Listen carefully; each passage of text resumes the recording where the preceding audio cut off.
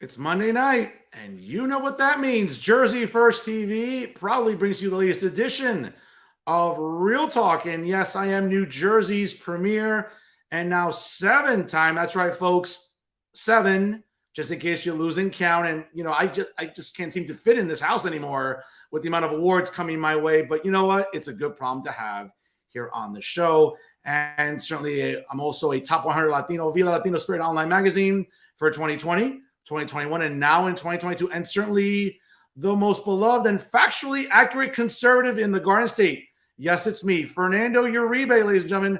Hope you'll have a wonderful weekend. Hopefully, happy Monday. Certainly some not so great weather to start off the week, but it will be getting better as it progresses. And I want to thank you all for tuning in from wherever and however you may be doing so right here on Facebook Live via StreamYard, as well as on the Jersey First YouTube page, on Twitter, and on LinkedIn. Without a doubt, ladies and gentlemen, a great, great program store here tonight. Stay tuned because at the end of the show, I will bring to you this week's winners of the worst journalists of the week in the state of New Jersey. And yes, folks, I'm waiting. There's two specific winners this week, and I cannot wait to roast like a Thanksgiving turkey later on in the show. Of course, always check out Jersey First TV on the website, jerseyfirst.org, and of course, jerseyfirst.org/TV, and also jerseyfirst.org/TV/Real Talk with Fernando Uribe. And so make sure you like Jersey First TV on Facebook and follow it on Twitter and Instagram. It's the same handle at Jersey First. And of course, check out yours truly on Instagram and Twitter. It's the same handle at the Fernando Zone. And of course, make sure you follow me on Facebook. Of course, I'm that very photogenic journalist there on the headshot. You can't miss me, folks. So make sure, of course, sharing is caring here on the program. Take a minute as you're just tuning in live right now. Share it on all of your social media platforms. It's greatly appreciated. Folks, the reason that this show continues to do well every single week, of course, is because of you, my loyal viewing audience, very intelligent audience to say the very least. And of course, I want to thank you all for tuning in here tonight. Of course, hope you had a wonderful weekend, as I said. Of course, a shout out to my Dallas Cowboys, a little victory tea on this Victory Monday. Yes, a Victory Monday indeed, taking care of the Lions, staying in the thick of the race in the NFC since we are the reigning and defending Eastern Division champions. A lot of football to be played, folks. So the Eagles better not get too comfortable there in first place because the Cowboys are coming. We'll see them obviously on Christmas Eve. But certainly, folks, again, the reason this show continues to be a success is not just because of, obviously you, the loyal viewing audience. And that's why the show gets great organic traffic. Not a couple hundred views, right? Not some interviews that put you to sleep like other journalists do, or supposed journalists, more like propagandists in New Jersey, right? But thousands of views. And that's why the show is successful, because of you at home. But also just as important is the quality of guests that I bring you every single week here on the program. Folks, it's exclusives you don't see anywhere else here in New Jersey media. And certainly this week is no exception. Folks, join me this week here. He is the president of the New Jersey CannaBusiness Association, my good friend and actually a fan of the show, the great Edmund DeVeaux joins us here on Real Talk. Edmund, how are you, sir? Fernando, so good to see you, man. And congratulations on your most recent award. You are not only a great journalist, but you are that good looking too. Well, bro, listen, I love you, man. I love the fans of the show. I'll tell you right here. Folks, don't get it twisted, though. This is as qualified a guest as you'll ever see on this program. And again, listen, I appreciate Edmund DeVeaux joining us here on Real Talk. So, Edmund, real quick here, and again, for our audience at home is not familiar, certainly, please check out New Jersey CannaBusiness.com. It's a really long title, but it's worth it. New Jersey CannaBusiness.com. A really good play on words there, obviously, as it is, predicated on helping promote businesses as it pertains to cannabis here, not just in New Jersey, but really be an advocate for what cannabis represents now.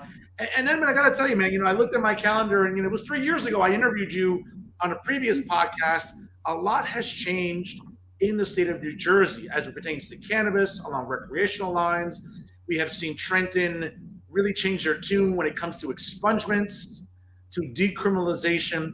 but a lot still remains. But first and foremost, I know that when I interviewed you a few years back, and as a matter of fact, 2019, in January of that year, you were at the time the executive director of the New Jersey Institute for Social Justice. What you're doing now, I think, is really predicated along the same lines, but more cannabis centric.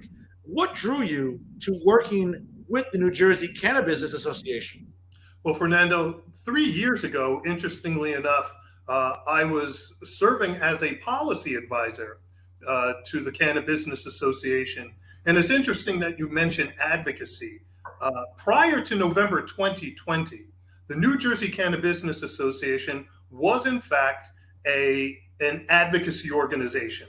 There was no legislation, there was no regulation. The organization itself was all about advocating for legalization, for social justice reasons, for medical reasons. And the world turned on its ear in New Jersey in November of 2020. That's when an overwhelming amount of New Jersey adult voters said, yes, legalize cannabis, stop this. We were actually at close to 100 arrests a day for simple possession of cannabis. And 3 out of 4, 4 out of 5 of those arrests were people of color and poor people. So New Jersey voters put an end to that. At that time, or a month after that, I was actually elected president of the New Jersey CannaBusiness Association and its board of directors. At that time, Fernando, what we changed was we were no longer just an advocacy organization. We actually became the state's Cannabis Chamber of Commerce. We are about the business of cannabis. It's so important to understand that social justice and social equity will always have a mainstay within the conversation. But we really do have to look at, how do we create an industry? How do we make sure that we have an industry that is successful and includes all aspects of social justice and social equity? So New Jersey CannaBusiness Association, we're here, the state's Cannabis Chamber of Commerce. We have continued to represent not only current license holders, but applicants, thousands of applicants, as well as all of the ancillary businesses in this space. So here we are at this particular stage of the game. We have a great relationship, not only with the legislature, but with the state's Cannabis Regulatory Commission. I mean, I have to tell you something. It's funny because back in when I talked to you in January 2019, the legislature had a chance later that year to put the referendum on the ballot. And again, it was an off election year. There was obviously the gubernatorial elections were not for another 2 years. There were no national elections per se. Okay. And it was really just like assembly seats. And it just seemed to me that Speaker Craig Coughlin didn't want to put this on a ballot the same year that, again, his party, which holds majorities, in the state assembly, and certainly at the time, state president Steve Sweeney held majorities in the state senate. It seemed like the legislature was unwilling to put this on a ballot when I think poll after poll was telling us that New Jersey residents were overwhelmingly in favor of recreational cannabis. Now, again, let me be very fair about something, because again, for me, I don't have a dog in the fight per se, because I don't smoke weed. I don't care to. I never will. I know some people might think, well, Fernando, if anyone needs to smoke weed to lighten up, it's probably Fernando. But that's a topic for another day. My vices are a glass of wine and chasing women out there, and that's my vice. But Edmund, this is the thing. I think it does a disservice to New Jerseyans when, by delaying it another full calendar year, okay, you kept allowing the Attorney General's office to sort of sit on its hands, and police departments would keep arresting people unnecessarily for marijuana possession. Not just black and brown people, which is what was already pervasive for decades, but even poor white people, not just in New Jersey, but nationally. So to me, it was like, wait a minute. Again, I don't want to get overly political here, but the problem was that this is a party in New Jersey that has majorities in the legislature, and it's like your voter base is being victimized by these really draconian and antiquated laws when it comes to cannabis. And it drove me crazy. I'm like, wait, are you going to wait a full calendar year to get it on a ballot? I thought that was reprehensible, Edmund. I want to speak for you, but I'm pretty sure you kind of felt the same a little bit. It's interesting. When we look back at that time and how that year unfolded, I'll use the phrase that my business partner in our lobbying firm uses.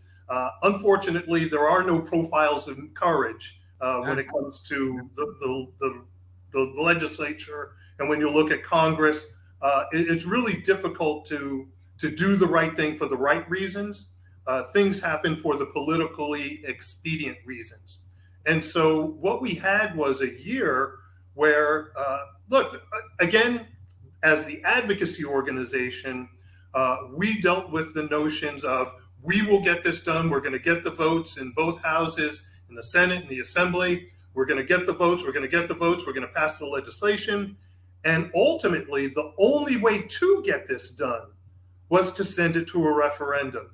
And so depending on who you speak with, whether you speak to the governor's office, whether you speak to legislative leadership, everyone's hands were thrown in the air in despair. And definitely from an advocacy community standpoint, great deal of disappointment. But here's the good news. As slowly as it took to get to the point of getting it done through the voters of the state, within a year, we had legislation and we had regulation. The Cannabis Regulatory Commission was created, and it created its first iteration of regulation within a year. My colleagues in other states looked at New Jersey and said, wow, you guys actually did something right. You guys actually did a good job, because you can't turn the clock back. As a Dallas Cowboy fan, as a New York Giants fan, we can't turn the clock back. You had a governor first term who ran on a platform of legalizing cannabis within the first 100 days, and it took 1,000 days to happen.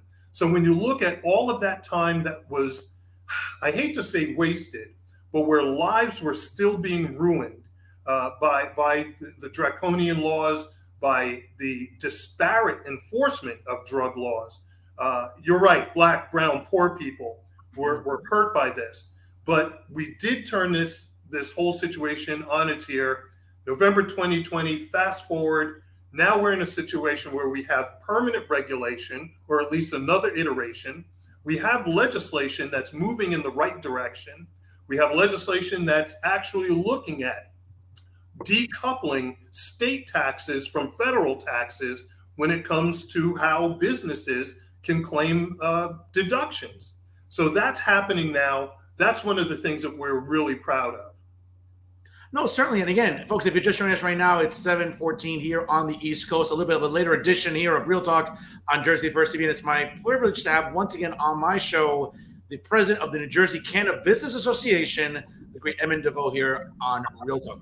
Edmund, it's interesting because, yes, as you mentioned, fast forward a year later, November 2020, overwhelmingly, and I'm just looking at numbers here, 67% of New Jerseyans pulled that lever and said, hey, you know what? They pushed that button and said, you know what? Let's make marijuana recreationally available. We knew that the legislature was working on expungements, about decriminalization and everything else. But let me ask you a question about this, because it seems like even that the legislature could find a way to F up a wet dream. It seems like they really could. But I think there was some serious questions about, well, if we're going to decriminalize and expunge records, and just some clarity for our audience here. What was eventually the number that the legislature decided on when it comes to expunging? Because, for example, you get caught with a few grams, it's not a big deal. But if you get caught with pounds, and again, I'm someone who worked in the criminal justice system before working in academia and teaching education now, I get it. But if you're getting caught with like 5 pounds, that's serious weight, man. That's almost like a trafficker. Was there, just for our audience edification wise, was there ever a number that was decided on by the legislature about what to expunge, or is that still up for the air in discussion? So when it came to actual possession charges, the expungement basically relied on the phrase simple possession. Now, simple possession could have been a joint, it could have been a dime bag.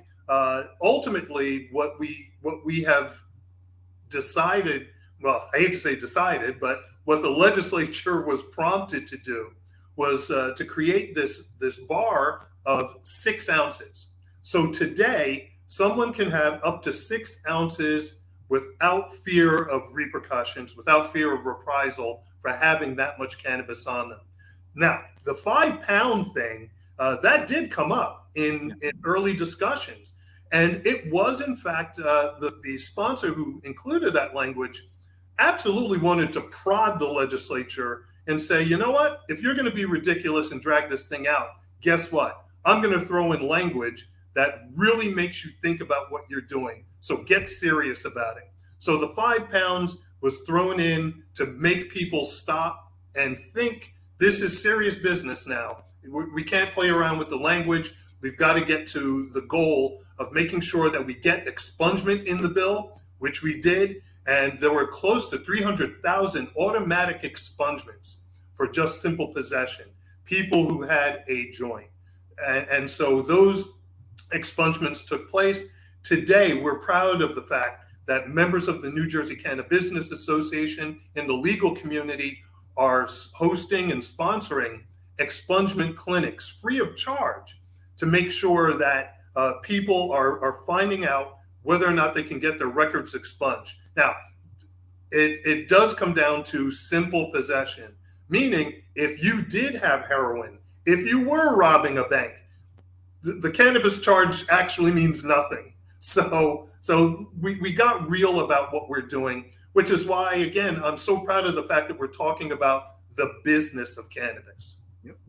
Well, let's get to the business of cannabis. I know that another ongoing controversy in New Jersey is the idea about dispensaries and who's going to be getting licenses. And I know that, listen, I'm as fiscal conservative as there is. I'm always skeptical about spending in states. So when we saw the cannabis, regulatory commission being formed in New Jersey, I mean, pretty much these were like people sitting on government jobs and paychecks for months without this even being addressed. Because folks, again, for everybody at home, yes, it passed in the referendum, but all throughout 2021, let's be honest, it was a gubernatorial election year. It was a legislative election year where all 40 state Senate seats were up, all 80 assembly seats were up. So at the end of the day, candidates were more worried about, hey, let's make sure we get reelected. And guess what happened? The Cannabis Regulatory Commission, and correct me if I'm wrong, was just sort of sitting idly by waiting to see what direction to take from the legislature. And again, they were dragging their feet on this. Now elections came and went. All right, it's 2022. But I would argue that we're nowhere closer, at least from my eyes. I mean, the optic is there. And for me, that licenses and dispensaries should be issued, I think, at a much more expedient rate. And I don't feel, at least from my perspective, that's not happening. Where am I wrong here? Okay, so here's where I would say we did it right. We created a tier system or a prioritization system for applicants. So there are 5/6 categories which people now can apply for cannabis operating licenses. That's for cultivation or growing, manufacturing, warehouse and distribution, retail, and what was the other? Home delivery. And then the other aspect of retail is retail with consumption lounge. So within those 5/6 categories, and not to mention that laboratory testing is also a licensed category. What we did was there is a tier system or prioritization. If you are formerly incarcerated, you're at the top priority, and it trickles down from there. Licenses that are placed in an economically disadvantaged area or an impact zone, that gives you prioritization as well in terms of your license. We did that right. When it came to the actual awarding of licenses, what the CRC did through regulation was lower the bar to entry, which was a good thing. Meaning you didn't necessarily have to have a site. You didn't necessarily have to have municipal approval in order to get state approval. That was called a conditional license. The conditional licenses in the conditional license category for cultivation, for manufacturing, for retail, applied mostly to social equity applicants. So when you look at the applications that have been approved, several thousand have gone through the system. There's 1,300 or so that have been approved. And those are predominantly social equity applicants. Those are micro licenses, again, lowering the bar to entry, lowering the number of employees that were needed, lowering the amount of space that you need for your operation. And so when you look at how that unfolded, that worked out well. When we look at, however, how do you get these conditional license to convert into an annual or a conventional license? That becomes the difficult part. So there are a number of minorities, women, disabled veterans that are prioritized. But now comes the hard part. Where's the real estate? Where's the capital to fund your business, to fund your enterprise? And so that becomes the conversation today. What's happening at the federal level? Can the feds pass the Safe Banking Act to create at least the traditional avenues to revenue as opposed to just the unconventional? No, you're right. And again, these are conversations we need to have when it comes to this. And I think also too, what sort of bothers me is, I think along the lines of, many municipalities, I mean, of course, and I'm sure you studied this and were aware of the data before, there were multiple municipalities in New Jersey, even long before this went to the referendum in 2020, that were already passing ordinances in their specific townships. There are a few here in Hudson County where I live. I know there were many down the shore, Central, South Jersey, I think. I don't have the number in front of me, but the point is that there were multiple municipalities that already were anticipating cannabis being, recreation available at some point, whether it was through the stroke of a pen by whoever was in the governor's office, or by the legislature, or by a referendum. And they already said outright, hey, listen, we're not going to have any dispensaries in our town. I can tell you for certain that in the municipality I live in, that ordinance was passed.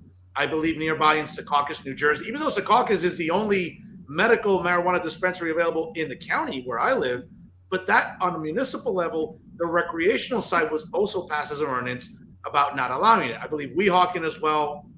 I think a couple others. There were a lot down South Jersey.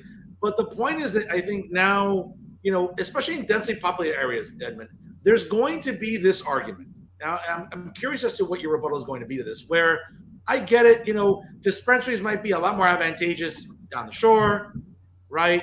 Central, South Jersey. Depends on, well, if you believe there's a Central and South Jersey, there's that ongoing debate now about what's North, Central, and South. But the point is that in densely populated areas, listen, case in point, Hoboken, right down the road from me, 5 minutes away from me, there are either parents' organizations, there are local elected officials that are nervous about dispensaries being open. I think, and I would argue probably that the first thing that comes to mind for me is, well, they don't want it near a school.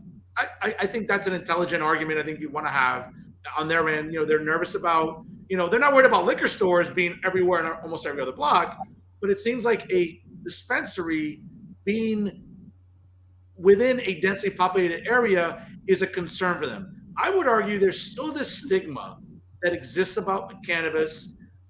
Again, I don't smoke it. I don't care to. I never will. It's not for me.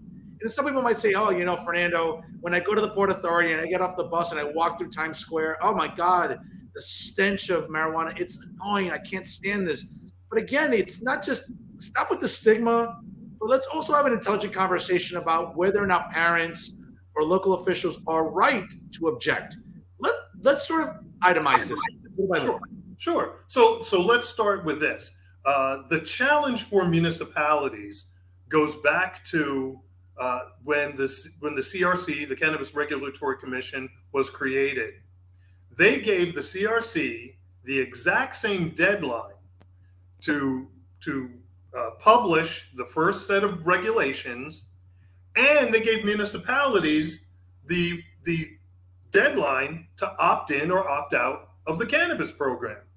So if you're a municipality, how can you opt into a program that doesn't exist yet? So that was a very challenging, and I have to say on behalf of municipalities, maybe it was a little bit unfair. You're asking me to opt in, but regulations aren't published yet. So that was the first challenge. Now, to give you the bright side of that, municipalities, because they could opt in or opt out, they could create their own zoning, their own ordinances, and their own kind of local regulations as it pertains to the cannabis industry. So if you said, I don't want it near schools, I don't want it 1,000 feet, I don't want it 800 feet. That became a local zoning priority. And so when you look at that, you have to say, okay, municipalities, you have the discretion as to how the cannabis industry will grow or not grow in your communities. Now, as the Chamber of Commerce, I am glad that more municipalities are in fact opting in. They've taken a look at the regulations. They do understand that there is an opportunity, and it's not just tax revenue, but it is a redevelopment tool for a number of municipalities. Sure, yeah. When you talk about urban versus suburban, the urban communities are looking at cannabis in the industry, a highly regulated industry, as a way to redevelop a lot of abandoned properties, industrial sites, so it's there. And when we talk about stigma, what we really care about is making this timeline move, right? We went through criminalization. Yeah. We actually went through weaponization, where the laws were disparately enforced. It was weaponized against certain communities. Sure. Now we're in the age of legalization, and where we really want to go, Fernando, is the age of normalization. This means that you will be able to walk down Main Street and you'll see a dispensary. It'll be next to a restaurant. You're either going to walk in or walk by it, but it won't be any different. These facilities are going to be part of the economic and social fabric of the communities in which they belong. That's why we're working with communities, and that's where we really want to get to. Folks, it's 7:27 here on the East Coast. If you're just joining us live right here on StreamYard, via Facebook Live, as well as on YouTube and on LinkedIn and Twitter, my guest this week is the distinguished president of the New Jersey CannaBusiness Association, Edmund DeVeaux, here on Real Talk via Jersey First TV. You know, it's interesting, though. I mean, again, it sort of goes back to the stigma discussion that still exists, where I know a few people that go to a dispensary in Lodi, which is nearby in Bergen County, right off of Route 17 and Route 46, respectively, that sometimes get a little nervous. They're like, oh, you know, I'm just going to go in and get my order and leave. And again, there's still a stigma that exists. Listen, to me, I don't smoke it. I have plenty of friends that smoke marijuana, either for medicinal purposes, which is important, right? The last thing we need is people hooked on opioids and pain medication, which is what always seemed to be the end all be all. Well, if you're in pain or if you're recovering from surgeries or if you are, again, pain management was always predicated on, oh, write a prescription and guess what? Pills. No, the science is there. Data is there, okay? I always criticize those politically that want to believe in science. Well, when it's this is science. Like, this is confirmed. Like, medicinal marijuana works. Now, again, if you go into a recreational dispensary, that's a different conversation. But the point is that there's still a stigma about going to a dispensary, no different than if you're going to a restaurant to pick up takeout. And now we're hearing about Uber Eats or these sort of mobile type of apparatuses where it can be profitable to deliver cannabis. And that's also coming under some scrutiny, whether it's from New York or here in New Jersey. Take us through a little bit through, I think, let's separate fact from fiction about whether or not, how profitable can this be? Because to me, again, didn't we always hear for years, well, if we regulate cannabis and we tax it, that's a great revenue stream. And Trenton can use it. I don't trust Trenton as far as I can throw anybody because, you know, you bring in $10 million of something, they'll find a way to waste it. That's just the way it is in Trenton. And then even at the federal level, at the legislature, and at state level. So I'm always concerned about where this money is going to. And we'll get to that in a minute. But again, getting back to the stigma about dispensaries, I think that's going to be a really long challenge, man, to kind of get past. We're making strides, but I think there's still a lot of work to go. Is that fair to say? You know, I think we're closer than we think, Fernando. And here's why I say it. Anecdotally, going back to my days in just doing cannabis policy, a lot of the conversations that I had, I would be at a political fundraiser, or I'd be at some community event.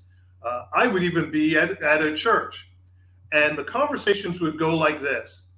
I want legalization. And I want a highly regulated industry because I don't want to go, yes, I smoke, or yes, they smoke. They would say I smoke or I ingest, and I don't want to go to the same person who sells to high school students. I don't want to go to somebody where it's not tested and it's not labeled, and I don't know if it's laced. I really don't know if it's potency or lack thereof. So anecdotally, you had adults who were saying, I can't wait for this to be a regulated industry. Those are the same people that I think one day we're going to see the end, and I think we're beginning to see the end of it. The 2 or 3 martini lunch, that's going away, because the notion is that you're irresponsible if that's what you're doing. And so it begs the argument, well, if that's the case, and we're beginning to frown on that, and we know that cannabis is no more harmful than alcohol. Yeah, that's right. Yeah. So let's get past this notion of, look, I'm coming to work, I smoked on the weekend, I didn't smoke Monday morning, or I didn't ingest Monday morning, I am at work, I have all my wits about me, so let life go on. And so I think ultimately you're going to go to someone's home, and maybe even one day you'll be at a consumption lounge somewhere, at a restaurant with infused cooking. And so the conversation is going to go like this. You're going to have a wine list, and you're going to have a cannabis list, and you're going to be able to pick and choose what you want. And I honestly believe that that's the direction we're going. And I think we're closer today than we were a long time ago. Oh, and certainly. Yeah. No, certainly. Listen, I think we are closer there. I think there's still, again, a stigma I think that has to be battled and overcome. And it's interesting because, you mentioned right now about sort of impairment. And I think that's probably going to be, the next big issue, I think, from either a DOL, Department of Labor, or just, I think, in general, whether it's in public employment or private employment, about, well, what constitutes impairment? Do we want now employers being punitive when it comes to consumption? Again, if I drank on Saturday and I'm a little hungover Sunday and I go to work Monday and I'm recovered, that's fine. Like, there isn't that stigma. Oh, well, Fernando drank on the weekend. Okay, whatever. As opposed to, hey, if you're smoking marijuana on the weekend and it's still in your system, let's say, or again, I'm not trying to draw the equivalence of harder drugs, right? They'll stay in your system longer. But the idea that, oh, listen, we don't want people going to work even remotely high or having that after effect. Because again, it gets back into the argument, right? Where for years and decades, DWI, driving while intoxicated under alcohol, it still is a serious public health problem. Yes. But now, municipalities, law enforcement might say, well, how do we measure, for example, driving while impaired? There's no apparatus, Edmund. I mean, again, a breathalyzer is a breathalyzer about blood alcohol level.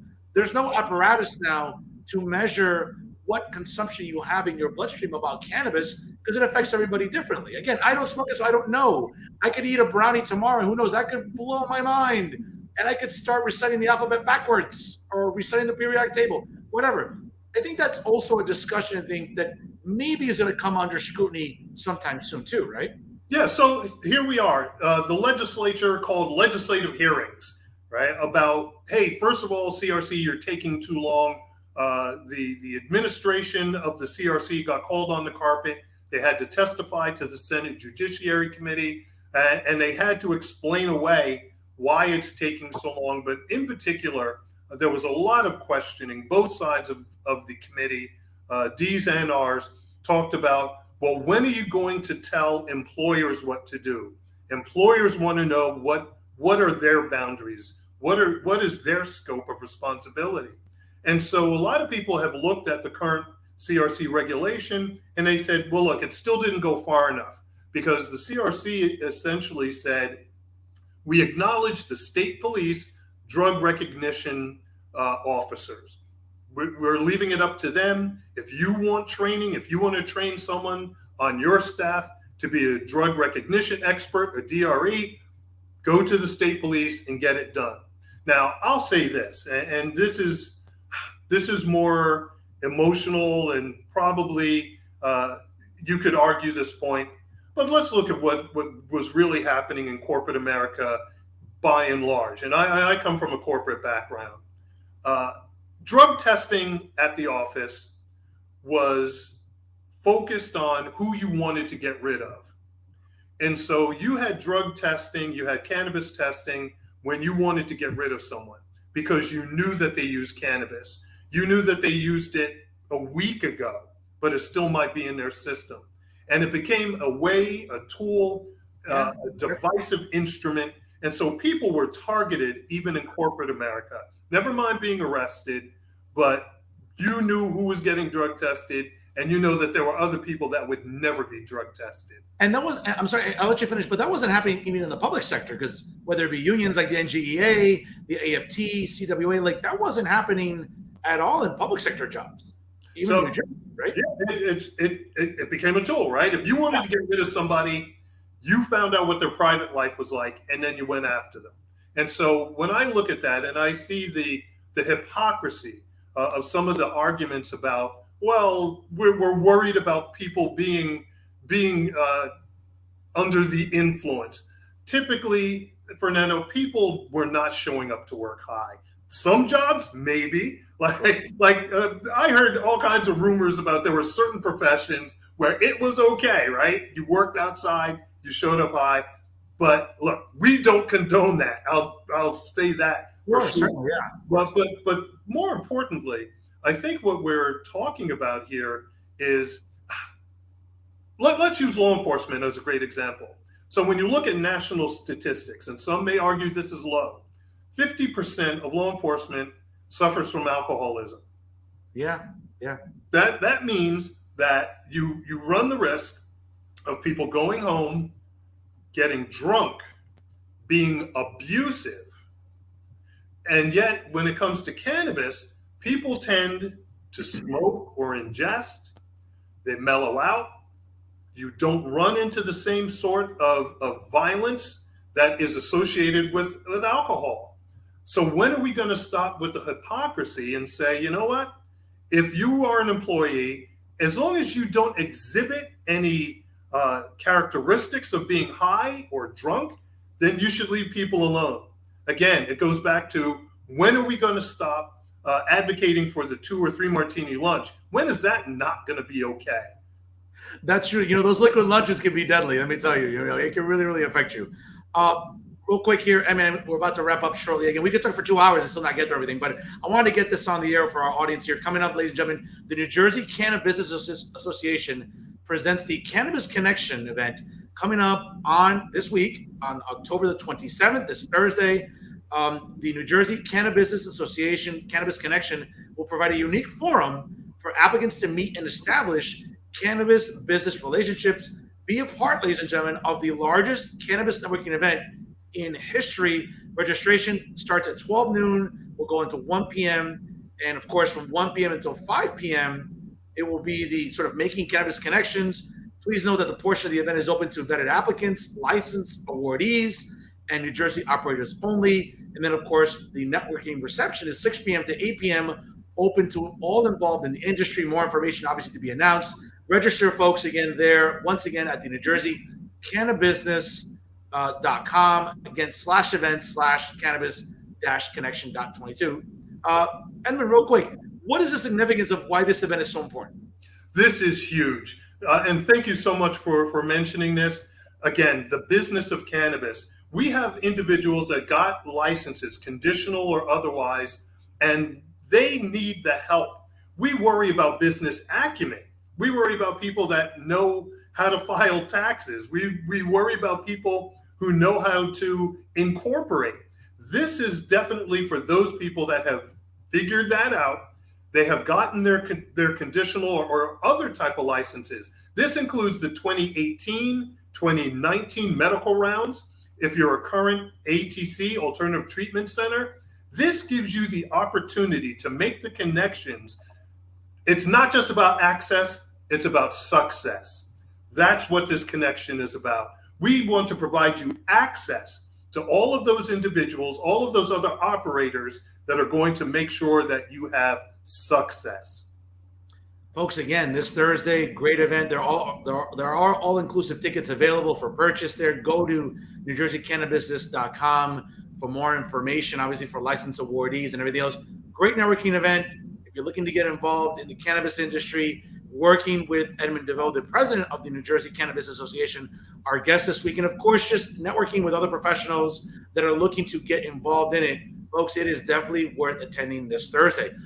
Edmund, before I let you go, again, I can have you up for 2 more hours, and I'll definitely have you back on later this fall because I definitely want to continue the conversation. You're a great guest. You're a wealth of information. I certainly want to thank you for your service. I know you are a member of the armed forces and certainly a fellow Rutgers grad. So shout out to my fellow Scarlet Knight there. Edmund, at the end of the day, I love the red you're rocking, by the way. So that's awesome. But I have to say, though, man, that, again, we've come a long way in how we look at cannabis, that I would argue there's still a lot of work to be done to help destigmatize it because there still is a lot of work to be done in that area. But also to, if it's not for organizations like yourselves, I mean, there's really nobody really trying to put pressure on the CRC in Trenton or the legislature. Again, they can drag their feet like Joe Biden, looking to pay back my loans. I mean, I don't know what's going to happen quicker, to be honest with you. But it seems that, if it's not for organizations like yourself, like you, obviously you at the leadership, and the rest of the great team at the NJ Cannabis Association, it seems like this is just going to drag on, and it should be much more expedient because, again, at the end of the day, there's a revenue stream here that is to be had. It's a revenue stream that is accessible, not just, again, and I very rarely ever get racial, but not just to white people with money, but people of color in working class communities that want to get involved in this. I think it's a great opportunity, but a lot of work remains in making sure that people, again, it's funny about folks, equality and equity, they're not the same thing. Right. But when it comes to equity here, I think there's a lot of work that remains. And Edmund, I want to thank you for what you do with the New Jersey Cannabis Association. Folks, check it out, NewJerseyCannaBusiness.com. Make sure you like them on Facebook, follow them on Instagram and Twitter. Also follow Edmund on LinkedIn as well. You're providing a wealth of resources and information to, I think, thousands of New Jerseyans, Edmund, that want to get involved in what arguably is going to be the next great business enterprise in the state of New Jersey. So I want to thank you for being a fan of the show, for coming on, having what I think is an insightful conversation. And again, make sure you tell everyone how much you love the show, share it. And again, I appreciate your time. I'll give you the last word here tonight on Real Talk. Thank you so much, Fernando. Thank you so much for having me on. Again, this is not just about access, it's about success. Whether you touch the plant or you become an ancillary business supporting the industry. We want to make sure that we're not just talking about generational wealth, but we're talking about generational health. We want people to be healthy. We want you to be healthy financially. We want you to be healthy in a physical state as well as a social and emotional state. Well said there. Real quick, before I forget, man, it's October. The World Series starts on Friday. The NFL's in full gear. What are your teams, man? Any teams you pull for? Well, look, I'm a Mets fan, and they dropped the ball early. I'm a Giants fan, and it looks like they're playing very well. Who knows? Still got a lot of games to go. But look, go RU. A bowl could be in our future. And listen, speaking of RU, I mean, I'm a huge – there's 3 sports that I'm religious on. Yankee baseball, Cowboys football, and Rutgers basketball. I sit there in front of my TV, and I'll go to games I haven't gone in a while. I will curse at the TV. I get, like, animated. I curse. I get angry. I'm like, I'm like the typical guy. I'm like, I could coach this team better. I'm telling you, I think Rutgers basketball has a chance, Edmund, to do something really special. They've been in the tournament a couple seasons already. The recruiting is solid. Rutgers isn't just, it's that school in New Jersey that nobody wants to go to. Rutgers basketball is as viable as anybody in the Big Ten. It may not be Michigan, it may not be Ohio State, but they're in there. You go to the RAC, folks, it is as jumping a venue in this country as anywhere, whether it's the Big Ten or anywhere across the United States. Let me tell you something. The RAC, the Jersey Mike's Arena, I guess that's what you call it now. Rutgers basketball, I think, is the future is bright. Even Rutgers football, which aggravates me from time to time, I think they're a little more competitive this year too, Edmund. So let's go RU, let's go Rutgers. And I want to thank you for your time. Once again, the great service you're doing with the New Jersey Cannabis Association. Again, please share the episode. And I want to thank you for joining us here on Real Talk via Jersey First TV. Folks, again, he's a great guy. Check out NewJerseyCannaBusiness.com. Their big Cannabis Connection event is this Thursday. Look up on the website, folks. All-inclusive tickets are still available for purchases, and how you can get involved in the cannabis industry, an industry that's truly growing here in the Garden State. He's Edmund DeVeaux, folks, joining us here this week. Edmund, God bless you, bro. Real Thank quick, you so I'll much. give you the second last word here on the show before we call it a night. Come to that event. Come to our website, www.newjersey, all spelled out, spell out New Jersey, cannabusiness.com. Check us out, whether you touch the plant, whether you don't, whether you're into advocacy or business. We are your Cannabis Chamber of Commerce. We look forward to working with you to the age of normalization. Are you going to the League of Municipalities next month? Yes, I will be there. I'll be there as well. Brother, let's grab a drink. Okay. Oh, absolutely. Wednesday night, our event, November 16th. Okay. Now I know that it's sort of a busy night. I know the urban mayor's dinner is at 6. I know Mayor Ross Baraka's event's at 10. We're the afterglow. We're 9 to midnight. The afterglow. Oh, okay. Yo, I'm gonna drop you a text. We're doing shots at the league. Okay. I'm with you. All right, brother. Good folks. He's Edmund DeVeaux, the distinguished president of the New Jersey Cannabis Association, here. Join us on Real Talk via Jersey First TV. Bro, God bless you. I'll see you at the league next month. You got it, Fernando. Thank you. Have a good night. Folks, great episode there again. And, whether you're for cannabis or against cannabis, ladies and gentlemen, it's important to get involved, whether it's an advocacy perspective or if you're looking to get into the business. Information is crucial. I get it. I'm Hispanic. We grew up in sort of a culture and a community where, we look down on cannabis. Oh, you don't smoke it because, oh, you're a pothead. It's a gateway drug. Again, folks, I've never smoked. I don't care to. It's not something that is interesting to me. It's not something that appeals to me, but I understand the importance of decriminalization. Okay. For decades, we were incarcerating Black, brown, even poor white people too. All right. It was wrong. Give me a break. Okay. Municipalities made hundreds of thousands of dollars at the expense of people. I worked in probation, folks. Okay. I worked in the judiciary.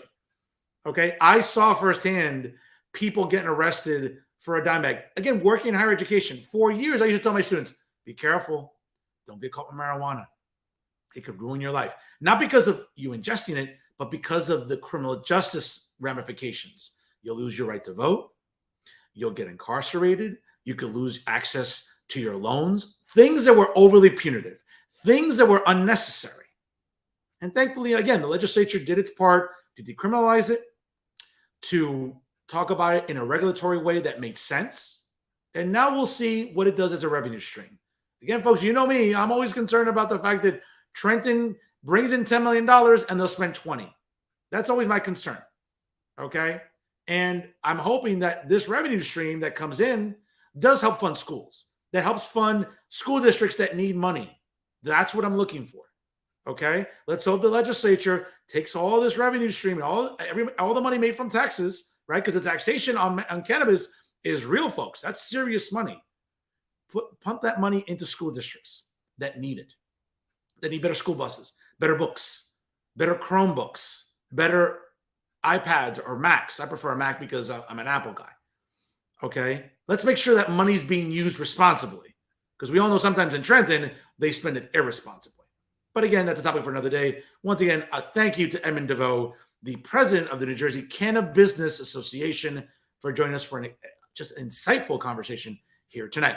Folks, before we call it an evening, you know what time it is. It is time for the worst journalists of the week here in the state of New Jersey. And of course, when we talk about bad journalism, and even at times garbage journalism, we can always rely, on Insider NJ. Yes, the kings of bad journalism. And it's a shame because I love Freddie Snowflake. He's a friend of mine. Big baseball fan, big NFL guy, big basketball fan, college basketball. We can talk sports for hours. We may not agree on a lot of things politically. Good writer there. I feel bad because it's sort of like, you're surrounded by clowns over there at Insider NJ. But when we talk about clowns, of course, folks, listen, let's be honest. One of the residing clowns at Insider NJ, of course, is Sleepy Al. Yes, good old Alan Steinberg. Again, if you check out his Twitter, folks, this fool can't decide on a team to save his life, whether it's basketball or baseball. Bro, you're like 90-some years old. Make a decision. Pick one team and stick with them. You know what I'm saying? Like, you read this guy's Twitter feed. He's picking a new team every week. Jesus Christ, bro, you're like 90-some years old. Pick a team and stick with it, Al. I mean, you're all over the place, just like you are politically. But let's not sort of focus on Sleepy Al's sports IQ, which is as bad as his political one.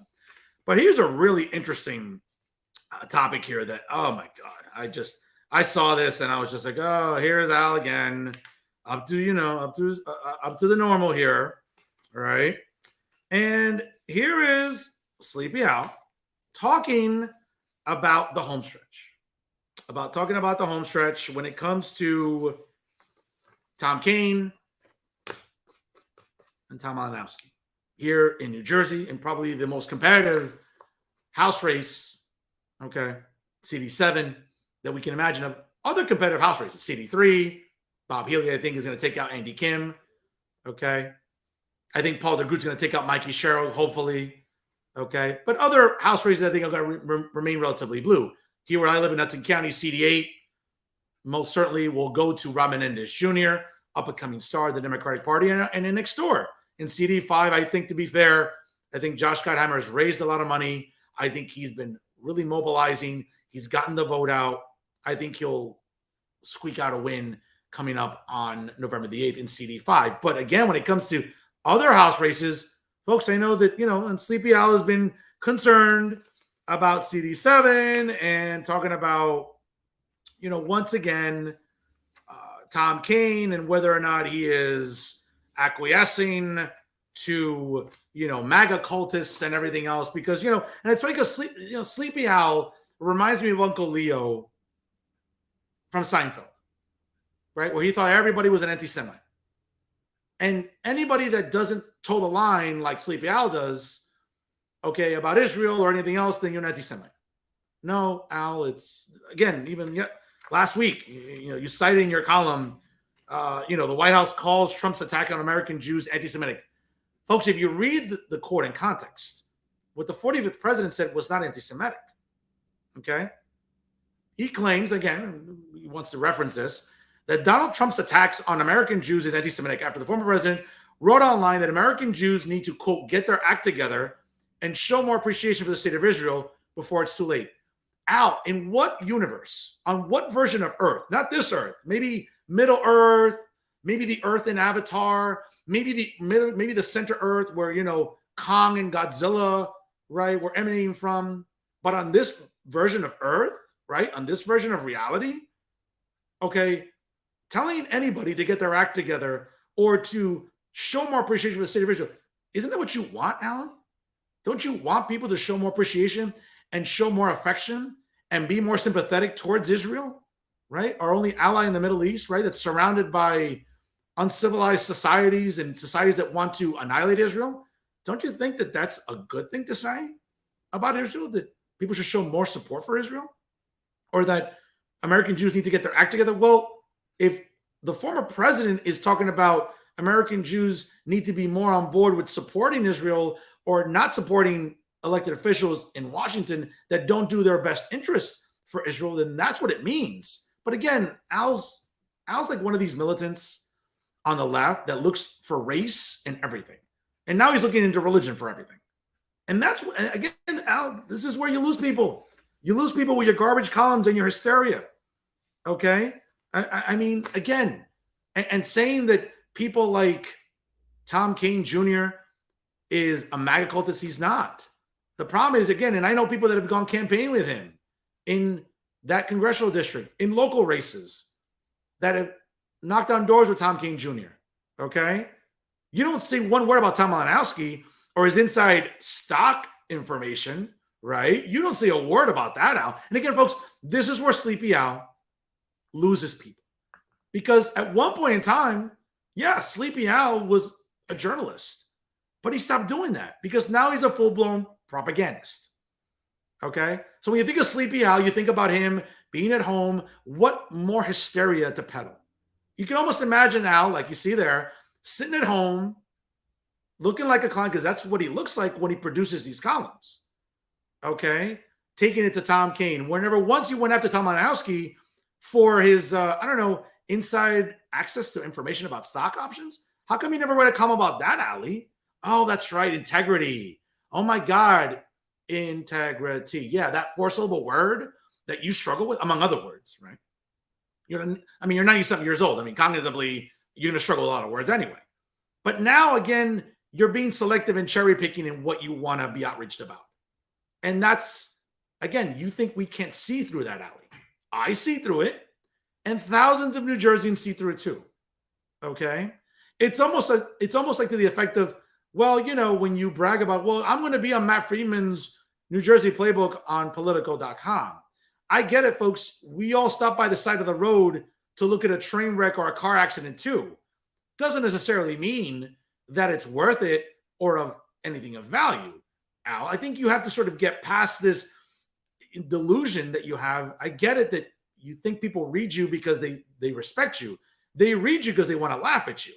They want to laugh at you because of the outright gibberish that you're peddling, the propaganda that you're peddling. Because to me, again, I don't care because, again, I'm an opinion journalist. So I understand what you're trying to do. But unlike you, Al, I get my facts straight. Okay, facts are on my side all the time, unlike you. Okay, so when you think you're doing a service to New Jerseyans, you're not. What you look like, quite frankly, Al, very simply, is a clown. You look like a clown. Okay, you write like a clown. You express your sentiments on social media like a clown. You've become a full-blown clown. Okay, that's what you've become. Because never once do you call out anybody on the left in your columns. Okay, so the idea, and I love the fact that you keep preaching, I was a Republican once. No, you never were, Al. You were a Republican because it got you a paycheck, not because you subscribed to conservative ideology. There's no way that a guy could be supposedly a Republican or a conservative for as long as you claim to be, and now you've done a complete 180. Either A, your dementia and your cognitive decline is advancing quicker than, than the Cowboys on the Eagles, grasp on first place, or I don't know what it is, or you were never a conservative or Republican to begin with. I think that's what we have to expose here. And when you write columns, I'm not going to read the rest of it because it's just outright garbage. Okay? But you've become a propagandist in what you peddle. Never going after Tom Malinowski. Never going after the fact of voting with Nancy Pelosi consistently and always doing so. Okay? Same thing with Andy Kim. Same thing with Mikey Sherrill. Do you ever take them to task? Of course not, Al, because that requires integrity. And that's the problem. You don't find a way for any reason to go after anybody on the left. You want to vilify conservatives, you want to vilify, fine. Again, folks, I find some things wrong with the MAGA cult. I'm intellectually honest enough to do that. You think Al is? Of course not. You think Al is intellectually honest to talk about anybody on the left? Of course not. He's a clown. Look at him. Read it. Okay, folks, read his columns. Don't take my word for it. Don't. You might say, oh, well, Fernando's being biased. No. Don't take my word for it. Go on his columns. Go on muckrack.com, look up Alan Steinberg, and read his columns. Folks, the only logical conclusion you can come to, again, is that he's a clown. And of course, he's enabled by the clown leadership at Insider NJ, right? The editor-in-chief, Maxie Twinkletoes, right? We also have Petey, the Petey boy, the general manager. And of course, folks, I hate to say this too, but the Graham family is just as complicit. Michael, John, and Ryan Graham, you're all complicit because you're enabling this nonsense. You're enabling this nonsense and full-blown supporting it. Okay? Folks, go on Insider NJ's website and check out some of the gibberish that they mention when it comes to being nonpartisan. There's nothing nonpartisan about Insider NJ, folks. And I worked there for 3 years. So some of you might say, well, why is Fernando sort of acting out and speaking the way he is? Well, because I couldn't do this before. Believe me, I was dying to do this for 3 years. But I was told not to, again, micromanaging because, hey, Fernando, don't cause any problems. Don't, let's all get along. F that. When someone is doing a disservice to journalism, like Sleepy Al, like Maxie, like Bob Hennelly, okay, like other columnists at Insider NJ, that's a problem.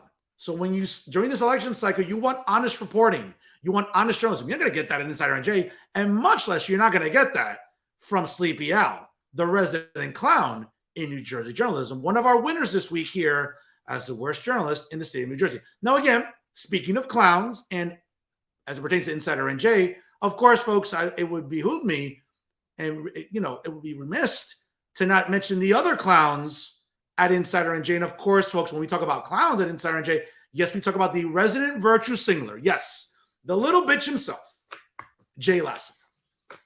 Okay.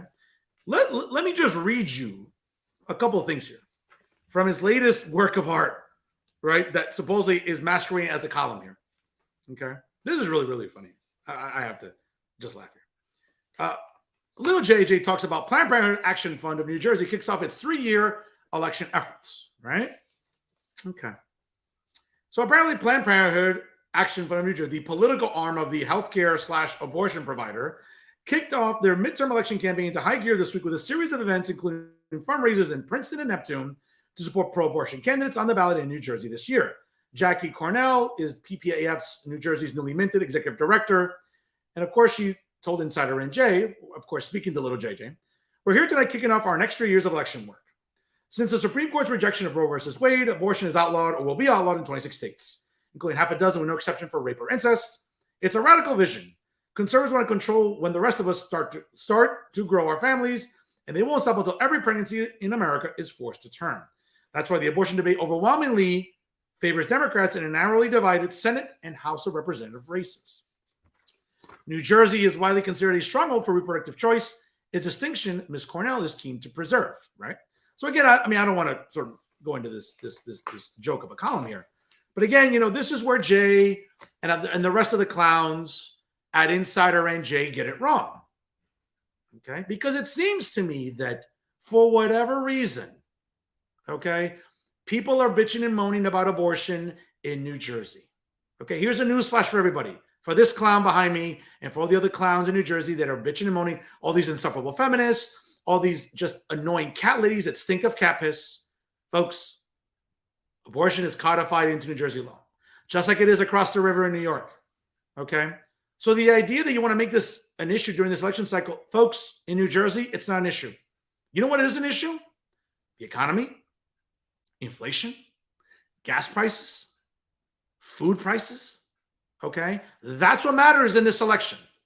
Okay, not reproductive justice. You get plenty of justice here in New Jersey. See, what clowns like Jay Lassiter failed to tell you, and again, if he wasn't so busy smoking weed and being maybe more productive with his time, I don't know, maybe he would figure this out. But again, it's a lot to ask of Jay when you're killing that many brain cells. Okay, here in New Jersey, ladies and gentlemen, abortion's not a problem. Okay. For a woman tomorrow that needs to reconsider her pregnancy, guess what?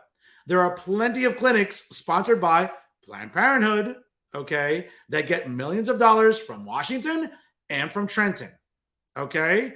They have plenty of resources and plenty of clinics to run in New Jersey in case any ladies out there, biological women, not birthing people, women, biological women, people with a uterus, okay, and ovaries, okay, and a reproductive canal, okay?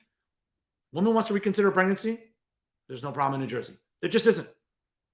Okay? For all you single ladies out there, after Single Girl Summer, going to Tiki Bar on Mondays or just going down the shore or just acting the fool during the summer, right? Or even now during the NFL season, Sunday Fun Day, or during Thursday, Friday, Saturday, Sunday. All right? When you're out there drinking and making bad decisions and you wake up Monday morning next to someone you probably don't want to wake up next to and you need a plan B, guess what? You can get one. Okay. But Jay won't tell you that because Jay would rather drive up the hysteria about reproductive rights. Oh my God, they're under attack. No, they're not, Jay. Just like Alan's the same way, and Maxie, okay, and Bobby Henley, and the rest of the clowns at Insider NJ that want to sort of go on their high horse and be all sanctimonious. Okay. This election coming up on November the 8th is about the economy, and it is about how one side of the aisle is myopic and the other side of the aisle is fighting for freedom. Let me give you a refresher here. Okay, people like Jay Lassiter and Alan Steinberg and the rest of the insufferable clowns on the left, right? They were all about, closing businesses, closing your schools, closing churches, closing your beaches, banning parties, banning funerals, banning graduation ceremonies, banning nursing home visitors, banning hospital visits, banning dads in delivery rooms. Okay, banning travel to certain states, or even designating what constitutes a meal. Okay, that's what people like Jay Lassiter, Alan Steinberg, and the rest on the left in New Jersey, and also too in the rest of the media establishment. Uncle Dave with NJ Spotlight News, Tommy Boy with Star Ledger. It's those on the left that advocate and carry buckets of water for many Democrats, not just in New Jersey, but across the country. Okay. That side of the aisle is what did that. Okay. But people like Jay Lasser and Alan Steinberg and the rest on the left in New Jersey, guess what? They didn't mind protests. They didn't mind riots. They didn't mind anarchists co-opting cities and burning them to the ground. They didn't mind the storming of police precincts, because you'll never once see one column by any of these clowns, starting with this idiot and others, denounce any of those things. Okay. Or the assault, or allowing the assault of peacekeepers, or allowing multiple funerals for people that fit their agenda. You know what's funny, folks? And this is where it gets personal for me. During May 2020, when my grandmother passed away, guess what happened? Only immediate family was allowed during that time. But during that same summer, when a career criminal like George Floyd, right, lost his life, anybody want to go on Google and YouTube and check out what that funeral looked like in Minneapolis? That church was packed to the rafters, right? Because we had to honor a career criminal like George Floyd. That's not a problem, right? But my abuelita and others who had funerals couldn't get not just immediate family, but members of the community to go grieve. That's okay. Not one objection from little JJ or Sleepy Al or other people. Okay? They didn't mind about businesses being destroyed, or gun stores being closed, or churches being set on fire, or statues being vandalized, right? Or the infringement of our liberty, or the fact the Constitution was ignored.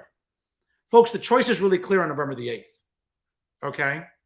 Not like what clowns like this guy will tell you. It's about abortion. It's about the economy. It's about, and again, to someone like Jay, who lives in his little bougie little house down in Cherry Hill, smoking weed and doing probably nothing else with his time, or Sleepy Al, waking up from his, 20th nap during the day, finding time to write a column that no one's going to respect, or Maxi Pizarro when he's too busy riding horses, or horses are riding him, okay, or Uncle Dave, right, who, let's be honest, I mean, whether he's grieving about his New York Mets, okay, or he's one sandwich away from a heart attack, I don't know what to tell you.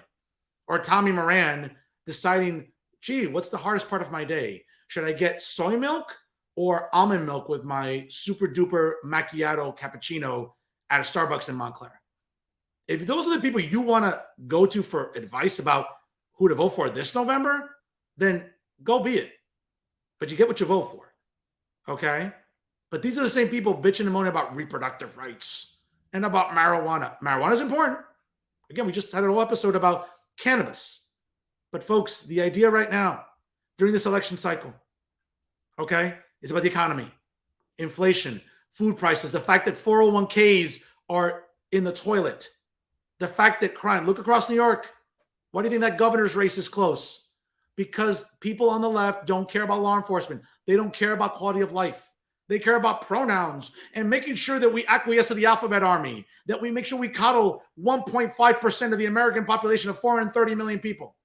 No, folks, that's not what's important during this election cycle. It's about how you can put food on your table, about filling up your gas tank, about the economy, about crime and quality of life. Vote accordingly, folks. Do your research, but don't rely on clowns like this guy to give you sound advice about elections. No, he'd rather virtue signal about abortion and about other nonsense, when really what you need to vote on and the criteria that's crucial to everybody, I just listed it for you.